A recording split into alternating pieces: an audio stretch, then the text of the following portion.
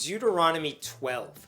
It's time for Moses to give his people some very important warnings from God about religious tolerance and which animals to sacrifice and why they need to avoid blood. For some reason, the rule against blood is about half the chapter, which really makes me wonder what these people were doing with their free time.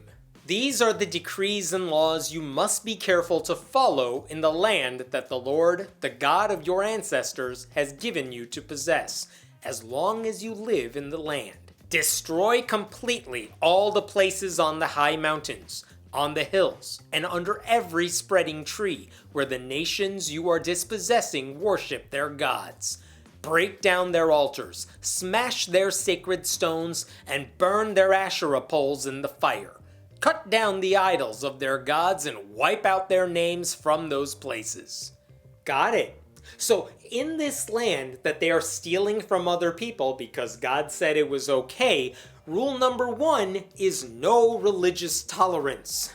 You see someone worshiping another god? Destroy everything. Tear down the temple and the idols and the sacred poles.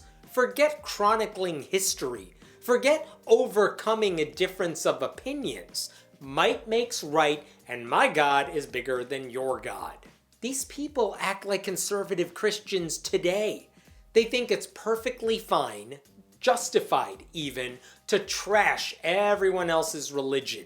But the second someone even questions theirs, they're offended beyond belief.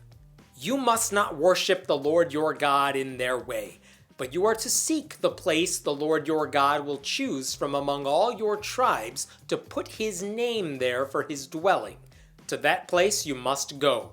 There, bring your burnt offerings and sacrifices, your tithes and special gifts, what you have vowed to give, and your free will offerings, and the firstborn of your herds and flocks. There, in the presence of the Lord your God, you and your families shall eat and shall rejoice in everything you have put your hand to, because the Lord your God has blessed you. Sure, it's the religious version of manifest destiny. They have the authority to just take over a place and claim it as their own, even if it means destroying entire tribes in order to spread a religion that claims to be all about nonviolence. Hypocrisy is at the foundation of Christianity. I like how idols are evil. No false idols anywhere. But also, you guys, make sure God's name is on the new place you build. Otherwise, how else will everyone know how awesome he is? You are not to do as we do here today, everyone doing as they see fit, since you have not yet reached the resting place and the inheritance the Lord your God is giving you.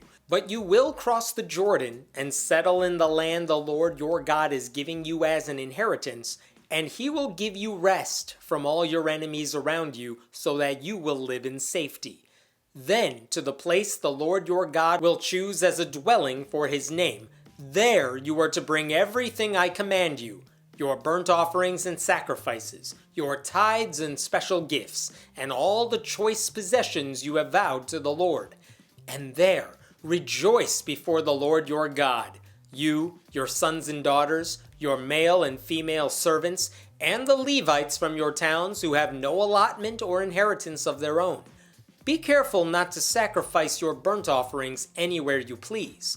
Offer them only at the place the Lord will choose in one of your tribes, and there observe everything I command you. Be good and holy over there. And then just forget about all the death and destruction you're causing over here. Nevertheless, you may slaughter your animals in any of your towns and eat as much of the meat as you want, as if it were gazelle or deer, according to the blessing the Lord your God gives you. Both the ceremonially unclean and the clean may eat it, but you must not eat the blood. Pour it out on the ground like water. You must not eat in your own towns the tithe of your grain and new wine and olive oil, or the firstborn of your herds and flocks, or whatever you have vowed to give, or your free will offerings or special gifts. Instead, You are to eat them in the presence of the Lord your God at the place the Lord your God will choose. You, your sons and daughters, your male and female servants, and the Levites from your towns. And you are to rejoice before the Lord your God in everything you put your hand to. Be careful not to neglect the Levites as long as you live in your land. Remember all those rules separating the unclean animals from the clean ones? We spent a ton of time on the rules, and now God's like, you know what? No one cares, so eat whatever you want, I'm not paying any attention. But no blood. Crack the baby's head open, pour out the blood, then eat it right in front of its mother, like a good moral person. And if you want to eat the good food, you can only do it at God's house, which is a very sneaky way to make sure people will continue going to God's house. Keep in mind that they've already burned most of these animals for the burnt sacrifices, so the clean, unclean thing doesn't even matter because there's hardly any flesh left to eat. When the Lord your God has enlarged your territory as he promised you, and you crave meat and say, I would like some meat, then you may eat as much of it as you want. If the place where the Lord your God chooses to put his name is too far away from you, you may slaughter animals from the herds and flocks the Lord has given you, as I have commanded you, and in your own towns you may eat as much of them as you want. Eat them as you would gazelle or deer. Both the ceremonially unclean and the clean may eat, but be sure you do not eat the blood, because the blood is life, and you must not eat the life with the meat. You must not eat the blood. Pour it out on the ground like water. Do not eat it, so that it may go well with you and your children after you, because you will be doing what is right in the eyes of the Lord. You just said all that, like a minute ago. How many people were murdering animals, then chugging their blood that God felt the need to put a stop to it? At least we're not splashing the blood on the altar like wild monkeys anymore. So I guess that's a step up. But take your consecrated things and whatever you have vowed to give, and go to the place the Lord will choose. Present your burnt offerings on the altar of the Lord your God, both the meat and the blood. The blood of your sacrifices must be poured beside the altar of the Lord your God, but you may eat the meat. Be careful to obey all these regulations I am giving you, so that it may always go well with you and your children after you, because you will be doing what is good and right in the eyes of the Lord your God. We know, God, we can't have any blood because you want all the blood.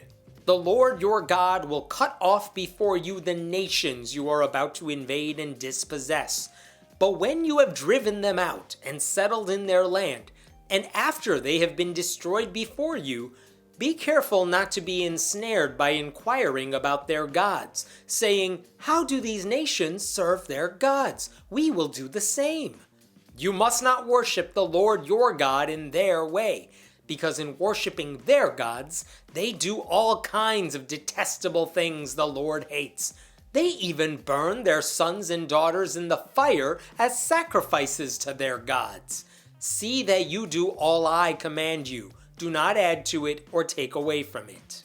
Yeah, don't be like those other religions. They do horrible things, like sacrificing people. We are better than that because we only commit genocide. There is a difference. Maybe. Notice that God says to do everything he commands, no more, no less. Because no one today follows all of God's rules. Being a Christian is all about deciding which of God's rules still apply today and how to interpret the vague ones. In other words, religion is all about adding and subtracting from God's supposed commands. I think we understand. Just go to the new place, set up the tabernacle, and then eat anything you want inside, except blood, because that would be barbaric. Oh, and just be sure you destroyed the women and children of the other religions, because that's how we do things here in this religion of love.